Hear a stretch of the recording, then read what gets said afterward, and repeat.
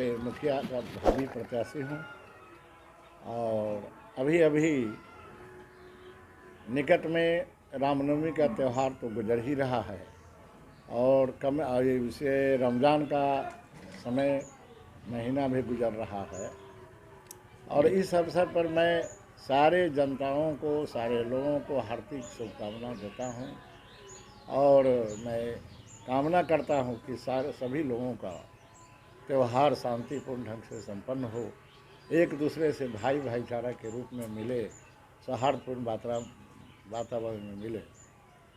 धन्यवाद। पूर्व में भी आप मुखिया के प्रत्याशी रह चुके हैं जी। कुछ वोटों से अगली बार हार हुई थी, इस बार फिर मुखिया के प्रत्याशी आप हैं और किन मुद्दों को लेकर आम जनता से वोट मांग रहे हैं?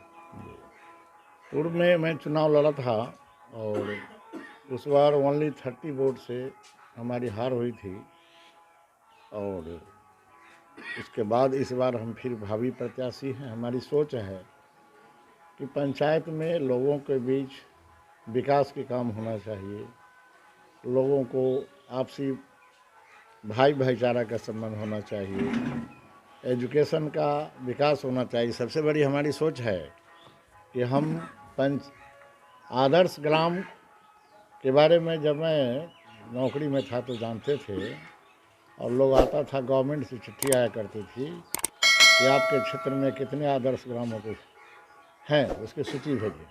तो हम लोग स्टेटमेंट मिल करके भेजते थे। आदर्श ग्राम में बहुत सारा फिलअप करता है, जैसे एजुकेशन डेवलप होना चाहिए, शांति व्यवस्था होनी चाहिए और इसके अलावे और विकास के काम होनी चाहिए, आपस में भाई भाईचारा प्रेम भाव का संबंध होना चाहिए। तो हमारी सोच है कि अगर मैं आता हूँ तो इस पंचायत को आदर्श ग्राम पंचायत की सूची में लाने की कोशिश करेंगे। राज्य सरकार और केंद्र सरकार के बहुत सा योजना है जो धरातल पर दिखाई नहीं दे रहा है, कागजे पर दिखाई दे रहा है, ऐसा क्यों हो रहा है? अब ऐसा तो बिहार में चाहे और जगह आज तो सर्वविदित है कि लोग की मानसिकता ही ऐसी बनी हुई है कि सारी योजनाओं का जो है 80% 60% घोटाला हो ही जाता है। तो मानसिकता पर निर्भर करता है और लोगों की सोच ऐसी है कि जनहित में नहीं, सर्वहित में नहीं, निजी हित में, कुछ हित में लोग काम करते हैं और इसमें बहुत सारे बिचौलिया लोग हैं, वो सब भी अपनी अपनी रोटी सेकने की बात करते हैं। अच्छा, ये जो मैंने कमीशन का जो खेल अभी चल रहा है पंचायत में, उसको आप अगर जीत जाते हैं तो किस तरीके से मतलब उसको नियंत्रण कीजिएगा? सबसे पहली बात तो है कि जो बिचौलिया टाइप के जो लोग हैं, जो सरकारी फंड का मैक्सिमम उपयोग करने की कोशिश करता है, मैं बिचौलिया को इसमें नहीं दूँगा और उसका कोई सहयोग नहीं लूँगा कि I am sufficient for the gram panchayat work. मैं चला सकता हूँ, मैं कर सकता हूँ। दूसरी बात तो वैसे लोगों का, अब इसमें तो मान लिया जाए कि आपके ग्राम पंचायत में ऐसी भी बात है कि सारे वर्कर्स यहाँ कलर किरानी दुनिया यहाँ थोड़ी मिलता है। यहाँ तो लोकल लड़के हैं, अनएम्प्लॉयड लड़के हैं, वो सब से काम लिया जाता है।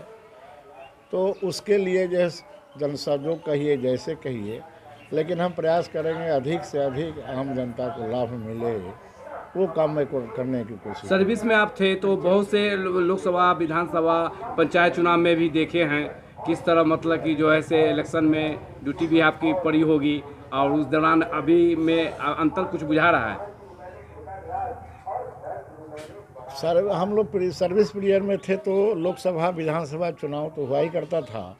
अंतर इतना ज़रूर है कि पहले वोट कैप्चरिंग ज़्यादा होता था, आज से 20-30 वर्ष पहले। असामाजिक तत्व के लोग जो है चुनाव दल पर आक्रमण करके और मैक्सिमम वोट को छाप लिया करते थे। लेकिन अभी ईवीएम की पद्धति जो हुई है और फोर्स की व्यवस्था जिस सरकार की ओर से की गई है, चुनाव आयोग की ओर से, वह सराहनीय है कि बहुचाह करके भी लोग इसका कैप्चर नहीं कर पाते हैं, वोट नहीं छाप सकते हैं, नहीं छाप पाते हैं। इसलिए पहले से तो अभी बहुत अच्छा है। फर्स्ट प्राथमिकता जीतने के बाद क्या होगा आपका? सबसे पहले तो मैं हमारी सोच है कि आम लोगों से संपर्क करके जनहित में जो भी काम मैं करूँगा वो आम सभा करने के बाद जनहित में जो काम होगा, आम लोगों की राय होगी, जिसमें सहयोग मिलेगा, उसको मैं करने की कोशिश करूँगा। दूसरी बात है विकास की बात। तो विकास की बात है तो उसमें भी जन सहयोग के बिना तो कोई कहीं कुछ कर नहीं सकता है। आप अच्छा काम करना चाहते हैं, लेकिन कुछ ऐसे लोग हैं बिचौलिया वगैरह है जो चाहता है कि काम नहीं हो, तो उसके लिए तो प्रशासनिक व्यवस्था सहयोग लेना पड़ेगा।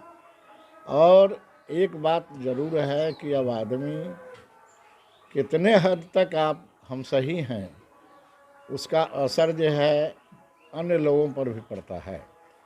जब मान लिया जाए कि हद तक मैं गलत ही हूँ तो दूसरे को गलत कैसे कहूँगा, गलती कैसे कहूँगा ना। तो वहाँ तो मेरी भी कमजोरी हो जाएगी, हम चुप रह जाएंगे। लेकिन हद तक जो है प्रयास करेंगे, गांव में विकास का काम हो, भाई भाईचारा हो, सब लोग अच्छे ढंग से रहे, एजुकेशन का विकास हो। सरकारी राशि है आज ना आवंटन हो रहा है, आज गवर्नमेंट की तरफ से इतना बहुत सारे फंड्स है, सारे योजनाएं हैं, उसका विकास, उसका काम जो है मैक्सिमम जनहित में होना चाहिए। ये हमारी सोच है और मैं करूँगा जी। परिचय दिया जाए। मेरा नाम हुआ कृष्णी राम। मैं मधेपुरा कटरा प्रखंड मधेपुरा पंचायत से मुखिया का भावी प्रत्याशी हूँ और वैसे हम रिटायर पुलिस अफसर हैं। आज से 7 बरस पहले हम रिटायर किए हैं और यही